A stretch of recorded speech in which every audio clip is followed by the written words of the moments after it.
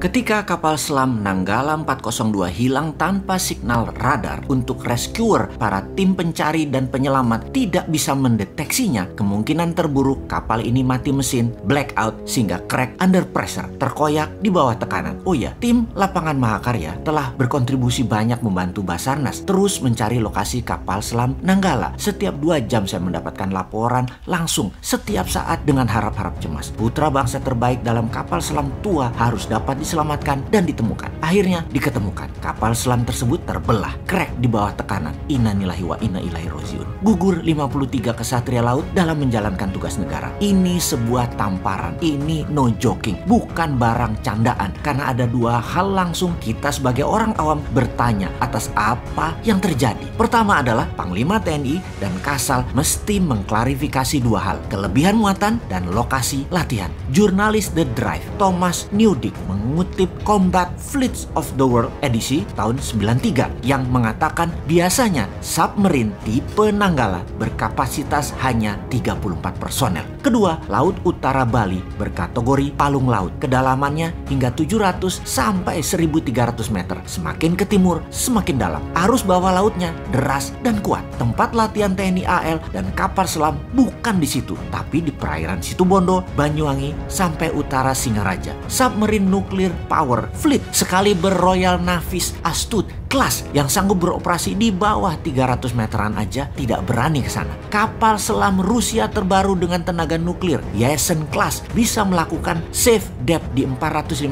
meter dan tidak berani lebih dalam dari itu. Kok bisa-bisanya KRI Nanggala angkut 53 orang dan latihannya di zona berbahaya? Wahai Panglima dan Kasal, mohon dijawab ya, apa yang terjadi kemudian? Sistem pertahanan Indonesia jadi dikesankan terlemah di Asia Tenggara, bukan hanya omongan di warung kopi. Memang lemah, seakan dalam 7 tahun ini tidak mendapatkan porsi yang sepadan. Sepertinya loh ya, bahkan Menteri Pertahanan dipertanyakan status ke-TNI-annya, hingga kemampuan Panglima TNI di dalam strategi membangun kekuatan pertahanan juga dipertanyakan. Sahabat, untuk meringkas masalah kapal selam Nanggala 402, jangan jauh-jauh melihatnya seperti para pengirim berita hoaks yang mengatakan diserang drone bawah laut Tiongkok lah, ditorpedo lah, ada kapal selam Perancis lah menyerang, ada perang laut akan terjadi, sabotase. Jawabannya bukan semua di atas. Atau perkiraan yang kedua, karena adanya masalah maintenance dan spare part yang jatahnya sering digunting karena sistem pertahanan dikatakan tidak ada dana, kalaupun ada prioritasnya bukan untuk pemeliharaan, dan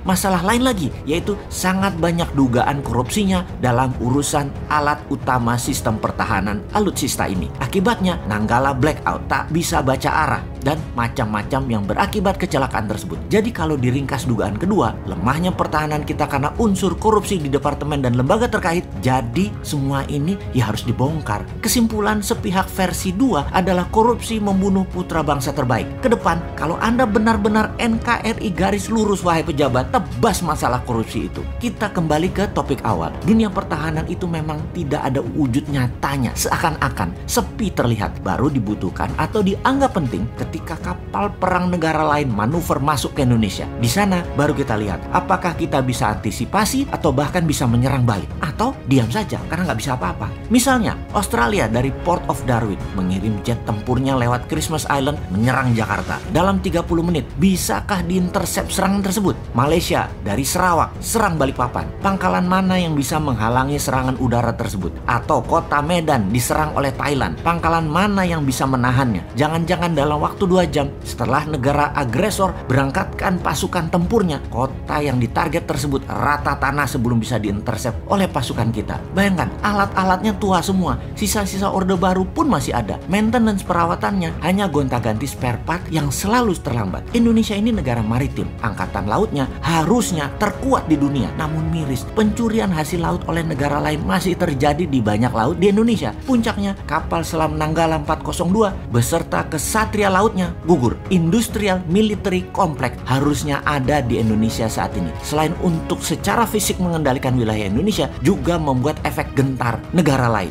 Lalu sebagai syarat mutlak, semua harus diproduksi dalam negeri. Indonesia harus menambah kekuatan perang dan pertahanan, juga bentuk perang non-militer harus juga dikuatkan 10 kali lipat dari saat ini. Seperti informational warfare, trade warfare, biological warfare, digital IT warfare, dan banyak lagi bentuk perang modern harus kita kuatkan kalau Indonesia mau menjadi negara superpower. Itulah mengapa New Mind akan merubah Departemen Pertahanan menjadi Departemen Perang. Dari defense menjadi offense. Itu semua adalah kebijakan luar negeri, ofensif. Itulah sebabnya kalau sistem bernegaranya yang diagungkan adalah old mind yang hanya bisa berhutang, itu saja pikirannya. Itu old mind berpendapat, itu kuno. Membangun perlu dolar itu kuno. Membangun perlu asing itu kuno. Untung kalian punya ribuan buzzer yang dibayar miliaran. Jadi terlindungi semua ketidakmampuan banyak pejabat dengan narasi, dengan cerita sukses dan kesederhanaan. Kalau bernegara ala New Mind, maka printing money 100% dengan underlying military industrial complex pasti dilakukan. Membangun mesin perlindungan negara seperti tank, kapal selam, kapal frigat, kapal laut, mungkin sampai kapal induk, hingga sistem radar, komunikasi satelit sendiri. Gelontorkan saja 500 triliun setahun pakai printing money dengan syarat bahan bakunya harus 100% Indonesia. Dan bagi New Mind itu pasti akan dilakukan. Walau awalnya trial error, ya nggak apa-apa. Setahun 2 tahun pertama mungkin yang benar-benar jadi hanya 40%. Namun di tahun ke-10, bayangkan kekuatan Indonesia saat ini dan bayangkan apa yang terjadi di tahun 2045 nanti. Kalau New Mind mah mulai sekarang, kalau Old Mind mah nggak tahu.